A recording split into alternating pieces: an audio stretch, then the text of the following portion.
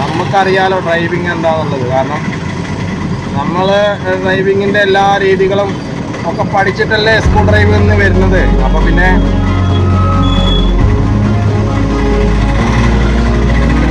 ചില ആൾക്കാരുണ്ടോ, എല്ലാവരും ഞാൻ പറഞ്ഞില്ല, ചില ആൾക്കാരെ കാട്ടിക്കൂട്ടുകൊണ്ട് കഴിഞ്ഞാൽ വളരെ മോശമുള്ള കാര്യം തന്നെയാണ്. നമ്മളൊക്കെ എന്നാൽ കുറച്ചൊക്കെ ഒരു 0.0 ലെവലിൽ നടക്കുന്ന ആൾക്കാരോ എന്നാൽ അവരെ കാട്ടിക്കൂട്ടുകയാണെങ്കിൽ മലയാളിക്ക് ആരോഗ്യ പ്രശ്നത്തിൻ്റെ ഇതൊന്നും ഉണ്ടാവില്ല. അതായത് കൊടുക്കണ തന്നെ കൂതറ സാധനം, എന്നിട്ട് അതിൽ ഹോളോഗ്രാം വെച്ച് പിടിപ്പിച്ചിട്ട് എന്താ പറയുക മദ്യം കുടിപ്പിക്കാം. എന്നിട്ട്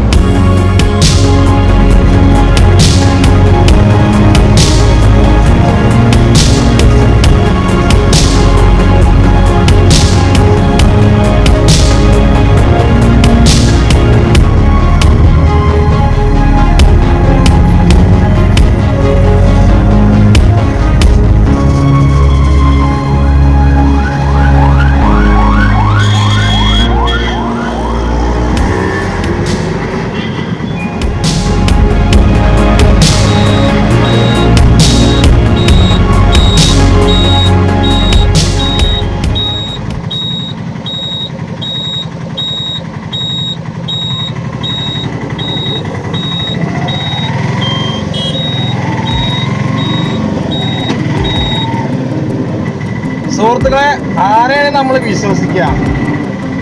നമുക്ക് ഓരോ ദിവസം വിശ്വാസം എല്ലാം കൊണ്ടും കമ്മിയായി കൊണ്ടിരിക്കുകയാണ്.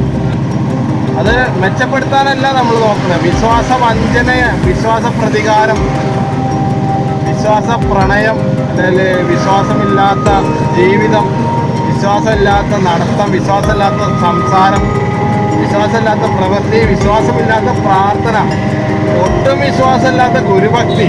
ഗുരു എന്ന് പറയുന്നത് തന്നെയാണ് ശരിക്കും ദൈവം. ദൈവം തന്നെയാണ് വിശ്വാസം.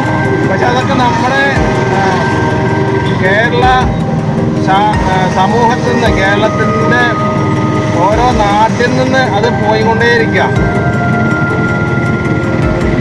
ഇപ്പോൾ ഇന്നത്തെ വാർത്ത നമ്മളെല്ലാവരും കണ്ടിട്ടുണ്ടാവും. നമ്മുടെ പാലക്കാട് പോത്തുണ്ടിയിൽ വെച്ചിട്ട് വെട്ടിക്കൊന്നു എന്നൊക്കെ. അപ്പോൾ നമ്മളിപ്പോൾ 2-3 ദിവസമായിട്ട് പഠിപ്പിച്ച് കേൾക്കുന്നു. ആദ്യം അപകടത്തെ കുറിച്ചിട്ടായിരുന്നു, റോഡിൽ പൊലിയുന്ന ജീവനുകൾ.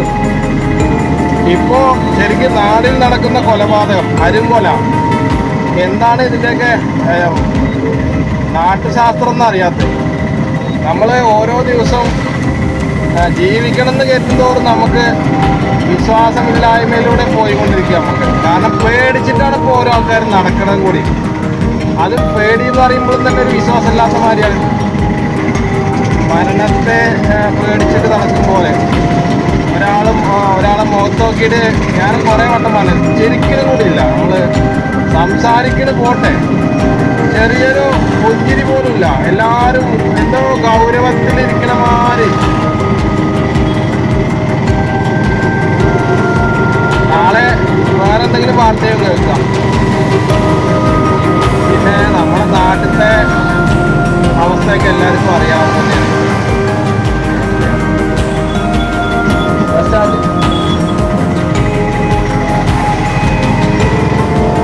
ഈ കല്യാണം കഴിക്കാത്ത ഒരുപാട് യുവാക്കൾ നമ്മുടെ നാട്ടിലുണ്ട്. അവർക്കൊക്കെ എങ്ങനെയാണാവല്ലേ കല്യാണം കഴിച്ച് വേണ്ടാത്തതിന് ഇഷ്ടംപോലെ ആൾക്കാരുണ്ട്. ആണുങ്ങളായാലും പെണ്ണുങ്ങളായാലും ഇഷ്ടം പോലെ. വേണ്ടതിന് വിളിച്ചു കഴിഞ്ഞാൽ ആരും വരില്ല. ഉദാഹരണം, ഒരു കല്യാണം ഇതിന് വിളിച്ചാൽ ആരും വരില്ല. എന്നാൽ നേരെ വല്ല വള്ളടി പാർട്ടി ഉണ്ടെങ്കിൽ വിളിച്ചു കഴിഞ്ഞാൽ വരും. അല്ല, ഒരു കല്യാണ നിശ്ചയത്തിന് ഏതെങ്കിലും ഇല്ലെങ്കിൽ എന്തെങ്കിലും നല്ല പരിപാടിക്ക് ഏതെങ്കിലും നല്ല പെണ്ണുങ്ങളെ വിളിച്ചാൽ അവർ വരില്ല. എന്നാൽ കഞ്ചാവ് MDMA കടത്താനും ഇതിനൊക്കെ ഇവർക്ക് സമയമുണ്ട്, സന്ദർഭങ്ങളും ഉണ്ട്. അപ്പോൾ ഇഷ്ടംപോലെ വാക്കുകളാണ്. നമ്മൾ വിഷയം മാറിയില്ലേ? നമുക്ക് നമ്മുടെ തന്നെയാണ് വിശ്വാസം വേണ്ടത്. ഓരോ ആൾക്കാരും സംസാരിക്കുന്ന പോലും ഇപ്പോൾ ശരിക്ക് പ്രതികാരത്തോട് കൂടിയുള്ളതാണ്. കാരണം നമ്മുടെ വായിൽ നിന്ന് എന്തെങ്കിലും ഒരു വാക്ക് പഠിച്ചു കഴിഞ്ഞാൽ പിന്നെ അത് പ്രതികാരമാണ്. അവനെ പിന്നെ നമ്മുടെ റോഡിൻ്റെ കാര്യത്തിൽ തന്നെ ഉൾപ്പെടുത്താം.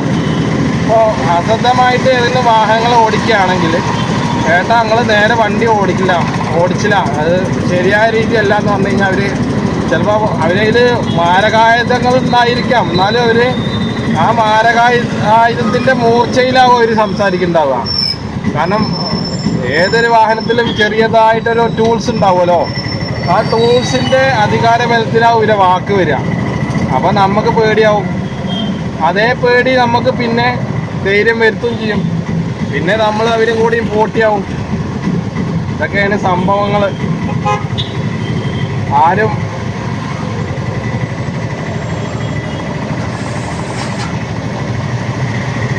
നമ്മുടെ വേനൽക്കാലം വരാനായി.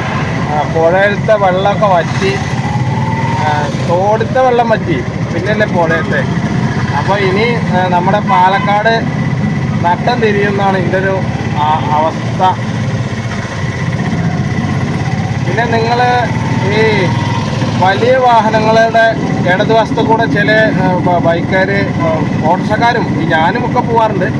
പക്ഷെ അത് ആ വാഹനത്തിൻ്റെ ഡ്രൈവറെ അറിയിച്ചിട്ട് വേണം കേട്ടോ നിങ്ങൾ ഓവർടേക്ക് ചെയ്യാൻ, അതേപോലെ തന്നെ പാസ് ചെയ്യാൻ. ഇടതുവശത്ത് കൂടെ ഒരിക്കലും അനുവദനീയമായ കാര്യത്തിലല്ല ഡ്രൈവിംഗ് എന്ന് പറഞ്ഞത്. അത് ഇടതുവശത്ത് പോകാനുള്ള ഒരുപാട് സാഹചര്യങ്ങളുണ്ട് നമുക്ക്. അത് ആ സമയത്ത് മാത്രമേ നമുക്ക് ഇടതുവശത്ത് വഴി പോകാൻ പറ്റുള്ളൂ. അല്ലെങ്കിൽ അത് ഇല്ലീഗലാണ്, ലീഗലല്ല. പിന്നെ ഇപ്പോൾ ഡ്രൈവിങ്ങിനെ കുറിച്ചിട്ട് ഇപ്പോൾ കൂടുതൽ ആരും പറഞ്ഞെടുക്കണ്ട. നമുക്കറിയാലോ ഡ്രൈവിങ് എന്താണെന്നുള്ളത്. കാരണം നമ്മൾ ഡ്രൈവിങ്ങിൻ്റെ എല്ലാ രീതികളും ഒക്കെ പഠിച്ചിട്ടല്ലേ സ്കൂൾ ഡ്രൈവിംഗിൽ നിന്ന് വരുന്നത്. അപ്പോൾ പിന്നെ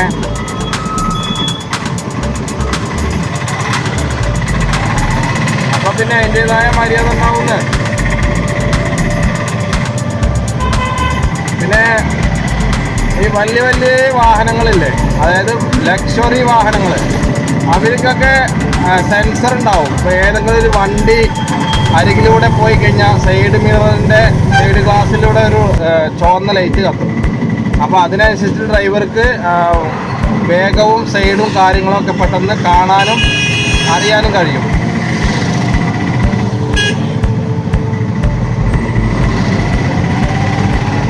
നമ്മളിത് എങ്ങനെ ആരെടുത്ത് പണ്ടും ഒരു കാര്യമില്ല, വെറുതെ അങ്ങനെ പറയാന്നുള്ളത്.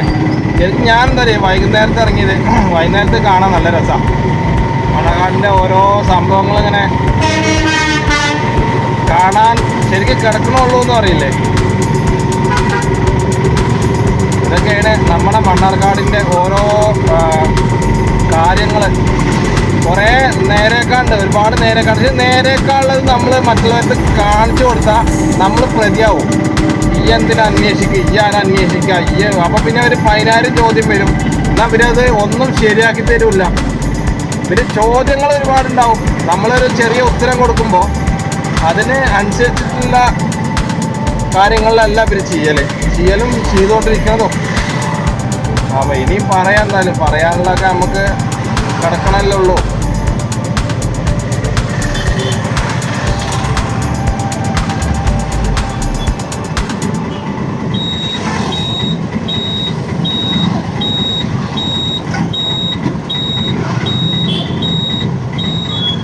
ഒരു മിനിറ്റ് നേരം നിൽക്കാൻ വയ്യായിരിക്കും, എന്നാലും സൈഡ് തിരിഞ്ഞ് അല്ല മലമ്പാമ്പ് ഇര പിടിക്കാൻ പോണമാതിരി എഴഞ്ഞ് മെല്ലെ പോകും. അല്ലാതെ എന്താ പറയുക. ശരിക്കും നമ്മളൊക്കെ കാത്തു നിൽക്കേണ്ട ആൾക്കാരാണ്. എന്തിനായാലും മരിക്കാൻ പോകുമ്പോഴും കൂടി നമ്മൾ കാത്തു നിൽക്കണം. ഇത് ഞാനിപ്പോൾ ഒന്ന് മരണത്തെ ശരിക്കും കണ്ടതാണ്. അത് ആകെ ഒരു കോരിത്തെരിപ്പ് കിട്ടോ. അതായത് ഞാനിങ്ങനെ ചിന്തിക്കും, നമ്മളെപ്പോഴായാലും മരിക്കാനൊരു പേടിയില്ല. മരിക്കുമ്പോൾ എന്താ ഒരു പ്രശ്നം ഉണ്ടാവില്ല. പക്ഷെ ഞാൻ ഇത് മാത്രമല്ല കേട്ടോ പറഞ്ഞത്. അപ്പോൾ ആ കടുവ രാധ എന്ന് പറഞ്ഞൊരു സ്ത്രീയെ കൊന്നു. അത് ഇപ്പോൾ അതിൻ്റെ പോസ്റ്റ്മോർട്ടം കാര്യങ്ങളൊക്കെ കഴിഞ്ഞു. അപ്പോൾ പോസ്റ്റ്മോർട്ടം റിപ്പോർട്ട് വന്നിട്ടുള്ളത് ആ സ്ത്രീയുടെ മുടിയും പിന്നെ കമ്മലും അതിൻ്റെ വയറ്റിൻ്റെ ഉള്ളിലുണ്ടായിരുന്നു. അത് കാരണമാണ്. പിന്നെ വേറെ എന്തോ ഒരു അക്രമം കടുവ വേറെ കടുവയായിട്ട് എന്തൊക്കെ ചെയ്തിട്ടുണ്ടോ തോന്നുന്നു, അടിപിടി ഉണ്ടായിട്ടുണ്ട്. അപ്പോൾ അതൊന്നും വിശദീകരിക്കണമെങ്കിൽ സമയം പോകുന്നല്ലാതെ. അപ്പോൾ പോസ്റ്റ്മോർട്ടം ഒക്കെ ഇവിടെ നടന്നു. പക്ഷേ കടുവ ചത്തുകൊണ്ട് ഒരുപാട് ഭാഗ്യമുണ്ട്. നന്നായി ആൾക്കാർക്കും അവിടെയുള്ള ജനങ്ങൾക്ക് പുറത്തിറങ്ങി ധൈര്യമായിട്ട് നടക്കാനോ. പക്ഷെ കടുവ ഉണ്ടെങ്കിൽ എന്തായിരിക്കും സ്ഥിതി? ഇതുപോലെ തന്നെ നമ്മുടെ നാട്ടിലത്തെ അവസ്ഥ എന്താണെന്നുള്ളത് ചെറുതായി ചിന്തിച്ചാൽ മനസ്സിലാവും. പിന്നെ നമ്മുടെ വെട്ടിക്കൊലപാതകം അരികൊല തന്നെയാണത്. കാരണം 2019 ആ സ്ത്രീയെ കൊന്ന് ഒരാളാണ്. അപ്പം ഇതൊരു പകയാണ്, പ്രതികാരമാണ്. ഇപ്പം ഏതൊരാൾക്കും മര്യാദക്കാരനായിരിക്കുന്ന ഒരാൾക്കും നല്ലൊരാൾക്കും പെട്ടെന്ന് ദേഷ്യം വരുന്ന സമയമാണ്. കാരണം ഇപ്പോൾ ഉള്ള കാലഘട്ടത്തോ പ്രതികാരം, ബുദ്ധിയും അതേപോലെ തന്നെ പൈശാചികമായിട്ടുള്ള പ്രവൃത്തി. എന്താണ് ഇതിനൊക്കെ? ആര് സമാധാനം പറയുന്ന അറിയാത്ത? ആരും സമാധാനം പറയില്ല. നമ്മൾ നോക്കി കണ്ട് നടക്കുക. നമുക്ക് നമ്മുടെ കാര്യങ്ങൾ ചിന്തിക്കുക, നമ്മുടെ കാര്യങ്ങൾ ഓർത്ത് നടക്കുക. നമ്മൾ രാവിലെ ജോലിക്ക് പോകണു, ജോലി കഴിഞ്ഞു. ഞാൻ പറയുമ്പോൾ ആരുടെ ഒന്നും മിണ്ടാൻ പോവാതിരിക്കാൻ നല്ലത്. കാരണം ഇതൊക്കെ മിണ്ടിക്കഴിഞ്ഞാൽ നമ്മുടെ വാക്ക് എന്തെങ്കിലും പ്രശ്നം പറ്റിക്കഴിഞ്ഞാൽ അങ്ങനെയുണ്ട് ചെറിയ പ്രശ്നങ്ങൾ.